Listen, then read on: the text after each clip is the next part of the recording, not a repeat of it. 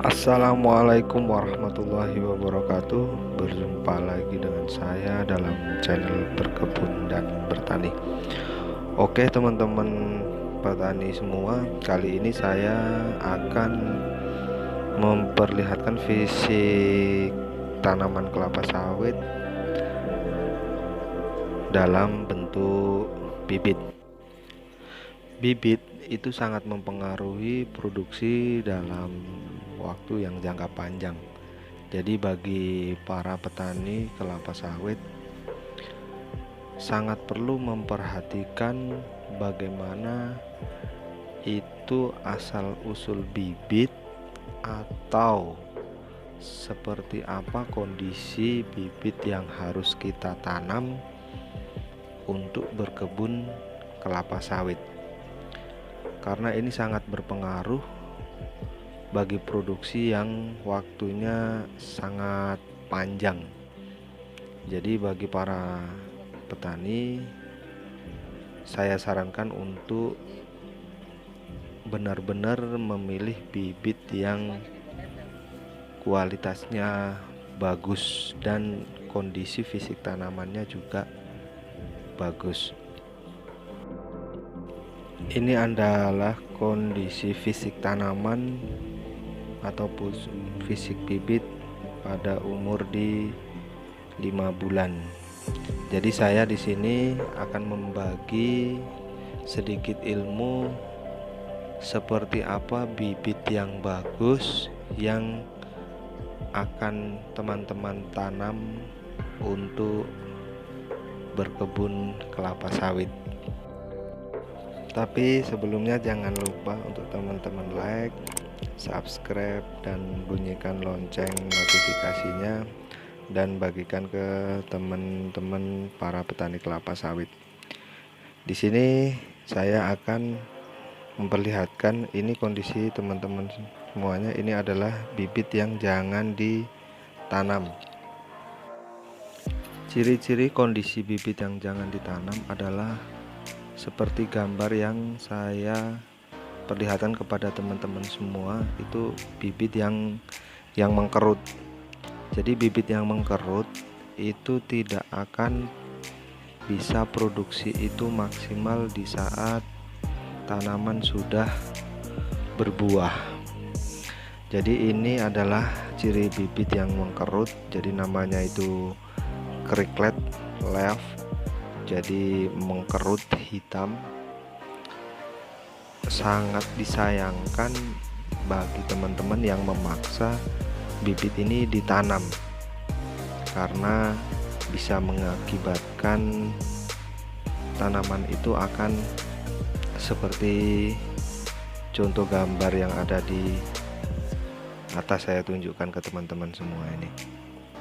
Jadi sangat disayangkan, tanaman sudah bertahun-tahun kita rawat dan kita pupuk dengan biaya yang sangat besar, tapi hasilnya tidak maksimal. Perlu kita ketahui bahwa kelapa sawit adalah tanaman jangka panjang.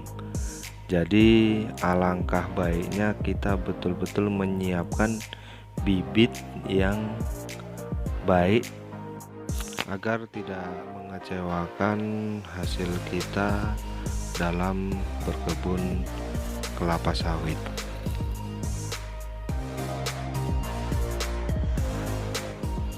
Untuk bibit afkir sendiri itu bisa kita ketahui sejak dini ya. Jadi bibit yang tegak atau erected adalah bibit yang afkir karena bawaan genetik.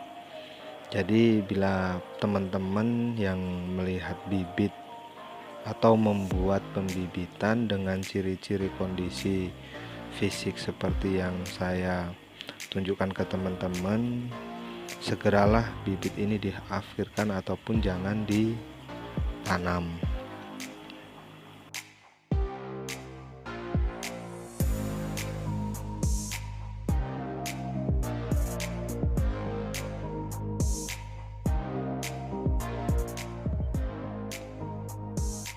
Bibit yang layak ditanam itu memiliki ciri-ciri sebagai berikut. Ini dalam video sudah kelihatan bibit-bibit yang subur, jadi daunnya mekar, hijau, dan tidak menguning. Untuk jenis-jenis bibit yang saya perlihatkan ke teman-teman adalah jenis varietes Simalungun. Jadi semua jenis bibit itu memiliki keunggulan masing-masing, baik itu dari PPKS, Sriwijaya, ataupun Marehat dan Sopin itu memiliki keunggulan masing-masing. Tapi dalam arti di sini saya hanya ingin memperlihatkan bagaimana untuk ciri-ciri bibit yang baik dan bagus untuk ditanam. Untuk mengetahui bibit yang baik untuk ditanam itu sangat mudah. Jadi kita bisa melihat dari fisik daunnya itu melebar ataupun mekar pada saat umur 1 bulan, itu sudah kelihatan teman-teman. Kemudian yang ini adalah bibit yang sudah berumur sekitar 7 bulan. Daunnya mekar, hijau, dan tidak mengkerut.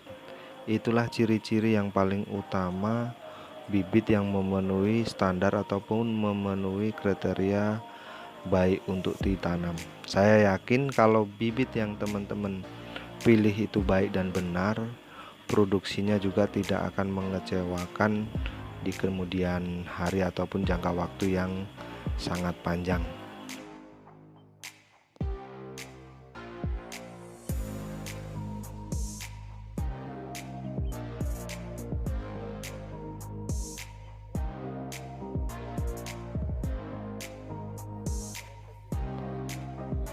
Kemudian diiringi dengan perawatan yang baik, yang benar, dan jangan lupa juga pupuk, karena pupuk itu adalah makanan bagi tanaman. Saya yakin dengan bibit yang bagus, perawatan yang bagus, pemupukan juga standar, saya yakin produksi tidak akan mengecewakan seperti yang saya bilang tadi.